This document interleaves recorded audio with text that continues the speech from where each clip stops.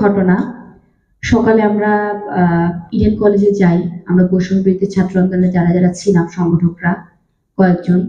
যাওয়ার পর পরিবেশটা পুরো থমথমে। মানে স্যার ম্যাডামরা রাউন্ড দিচ্ছে, কথা শুনছে না বা কে কোথায় যাবে না যাবে জিজ্ঞাসাবাদ করছে।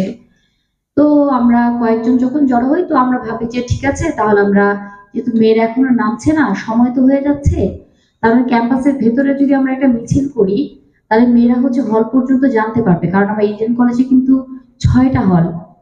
তাহলে সেই ৬টা হলের মেয়েরা যদি জানতে পারে যে মিছিল হচ্ছে তাহলে অবশ্যই তারা নিচে নেমে আসবে, এবং নিচে নেমে আসলে আমরা রাজু ভাস্কর্যের উদ্দেশ্যে আমরা রওনা দিতে পারবো। তখন আমাদের, আমরা যখন মিছিলটা নেই, মিছিলটা আমাদের কলেজের ভেতরেই আমরা করি, আমাদের শহীদ মিনার হয়ে। তারপর আবার আমাদের পুকুর পাড় নামে একটা জায়গা আছে যেখানে আমাদের পুকুর ঘাট, আমরা সেখানে এসে দাঁড়াই। তখন ছাত্রলীগের